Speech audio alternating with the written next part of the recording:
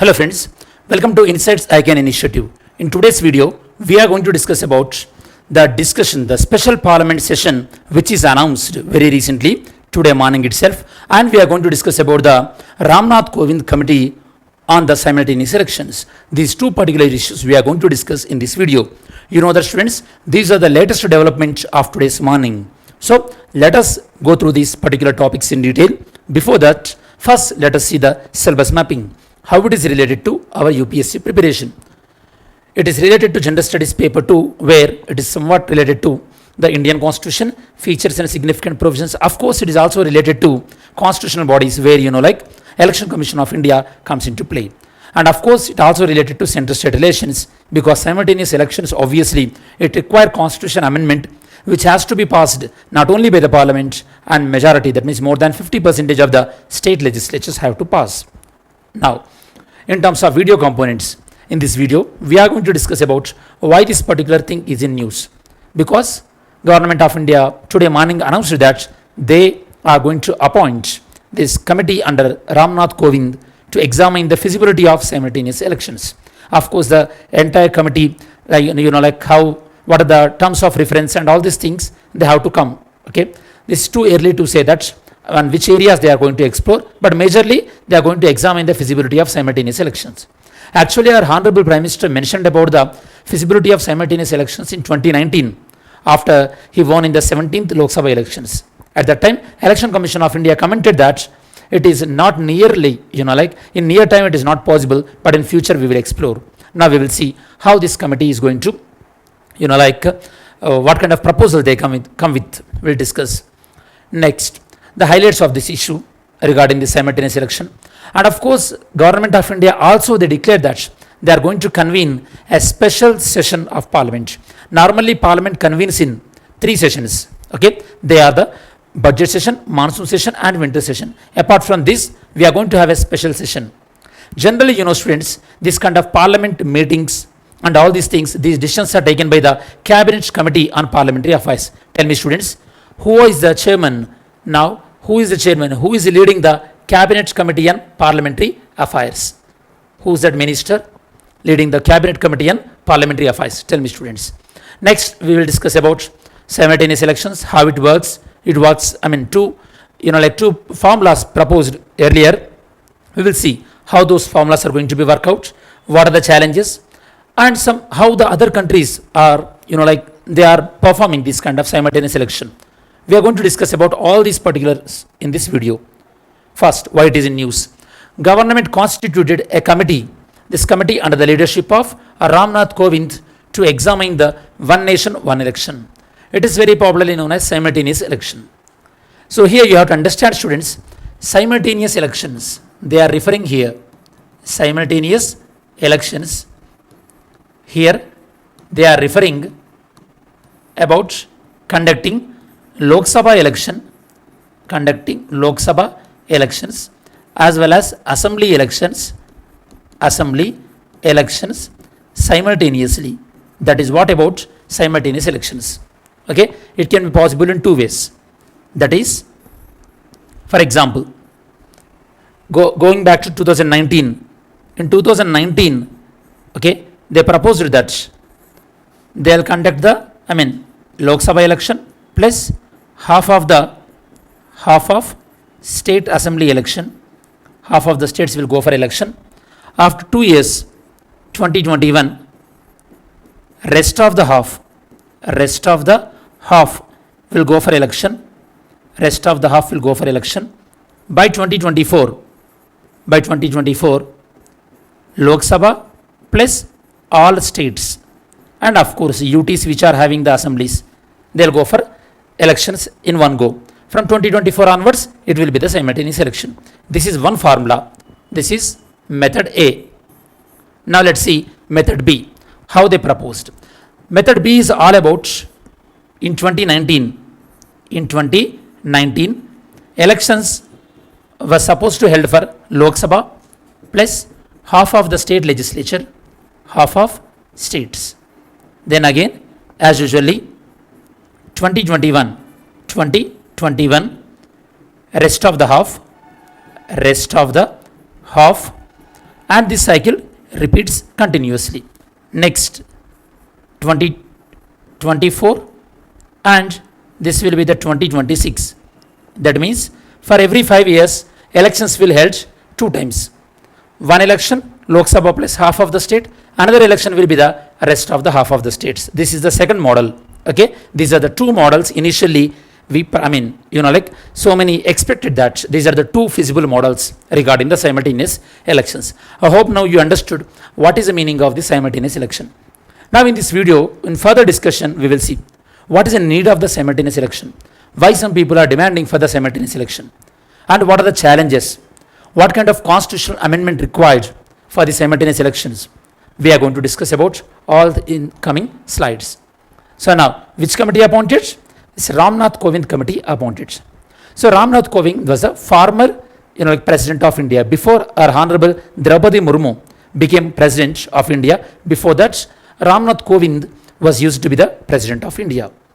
And one more thing is, Government of India also announced that they are going to have a special session of the parliament from when to when, September 18 to September 22. Here you have to understand, students, special session. Okay, normally here special session means in 2 aspects, in 2 contexts we use the special session.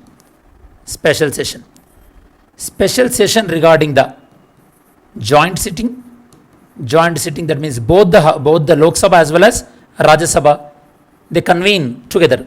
Okay, or joint session, you can call it as joint sitting will be the 108. Appropriate one is the joint session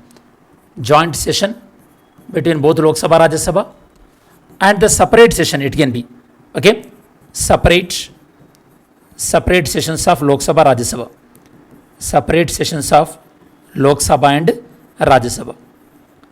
Now in Narendra Modi government, this was the second time they are going for the special session.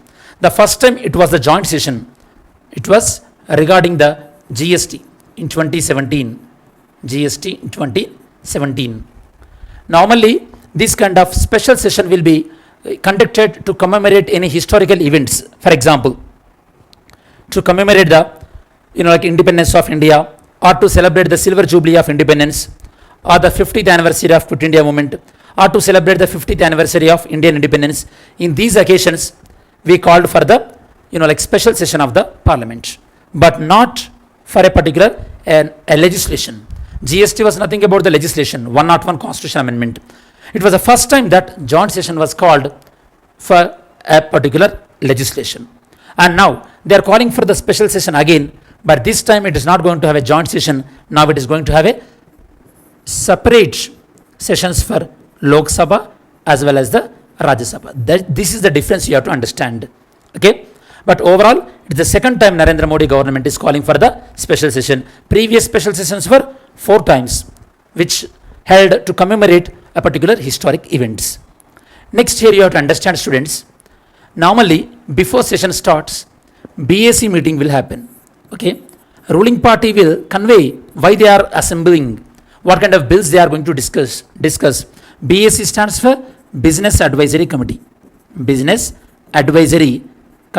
time the BAC meeting was not convened. Now without BAC meeting, government is announced that they are going to have a parliament session, special session. Tell me, students, who will preside the BAC? Tell me. Now there are speculations that in this special session government may discuss about certain issues. Okay, these are purely speculations. Let us see. There are speculations. What are these speculations?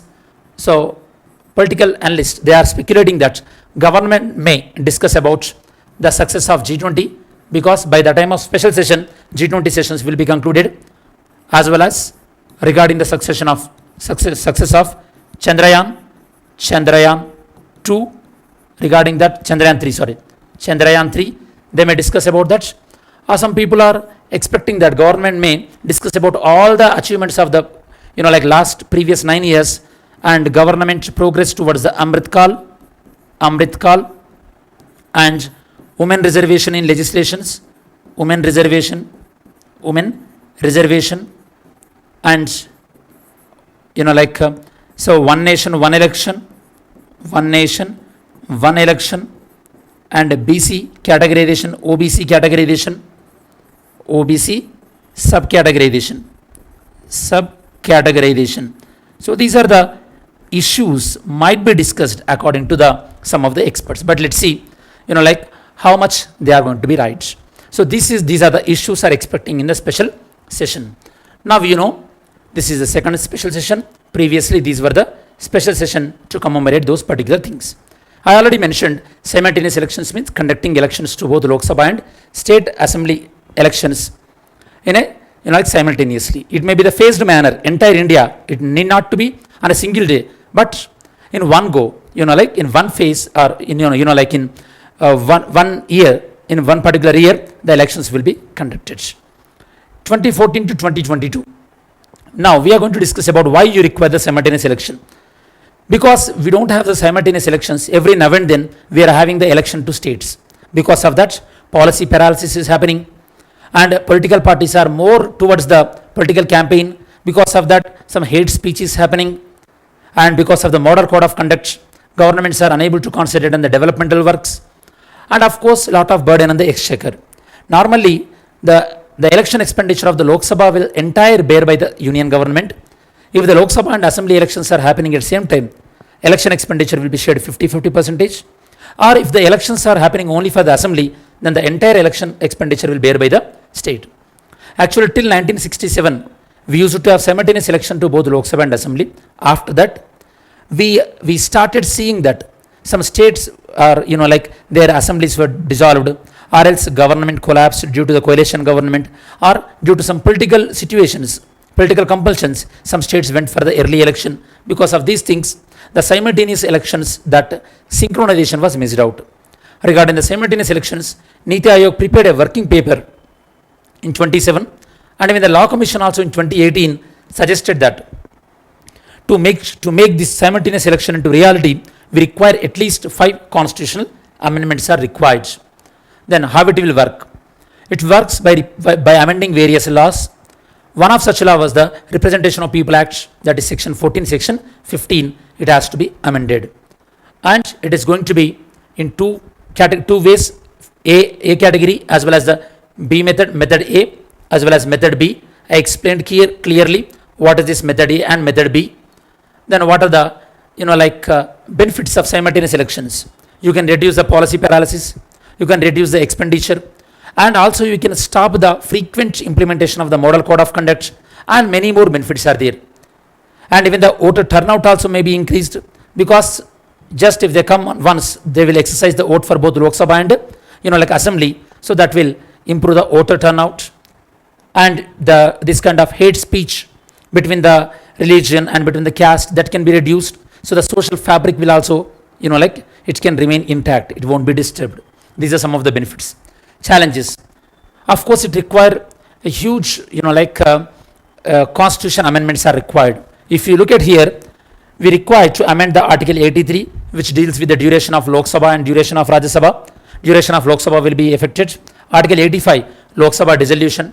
Lok Sabha has to be dissolved either early, or Lok Sabha has to be extended. In the same way, duration of the state legislatures, dissolution of the assemblies.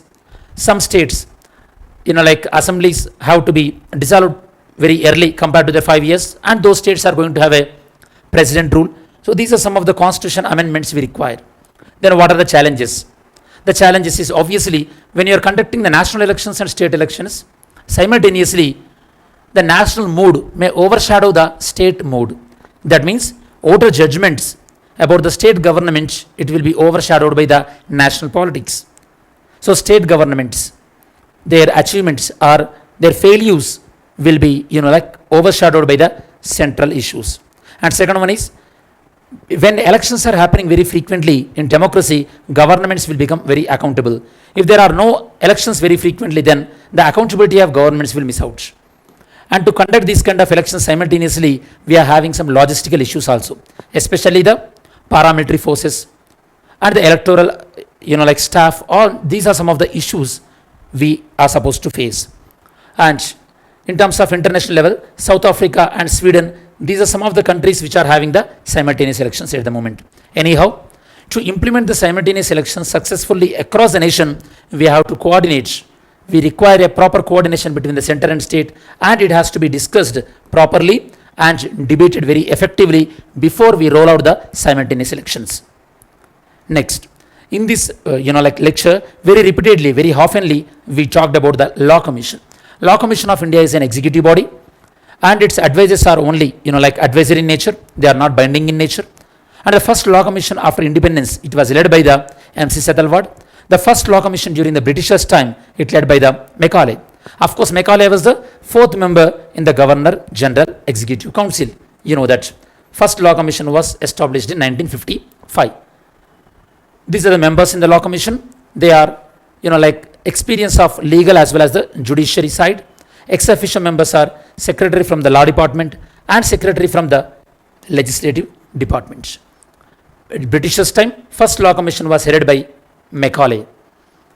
And this Law Commission, what kind of functions they perform? They overview the laws. If any amendments or reforms are required, they will suggest those kind of reforms. And they'll also give suggestions regarding the repeal of any outdated laws. And if government require any, sunrising laws, that means any, future prospective laws, if they require any opinion, also Law Commission gives opinion regarding changes in the laws. Yesterday's video question: the constitutional authority vested with the power of declaring particular caste as SC or ST, this constitution powers are vested with whom? President of India. Next, today's video question. Today's question is about choose the correct statement about the election commission. It was a single member body. Was the commission consist of one election commissioner of CEC as well as two election commissions. Earlier there was only one election commissioner, but the Election Commission Amendment Act in 1989, it became a multi-member body. So which of the following statements are correct? Mains question: discuss the positives as well as the challenges in the simultaneous elections. As we reach to the end of this video, let us revise quickly. In this video, we discussed about recent recent decision of the central government regarding the appointment of Ramnath Kovind Committee on simultaneous elections, as well as we also discussed about special session of the parliament and previously in which occasions the special session was held.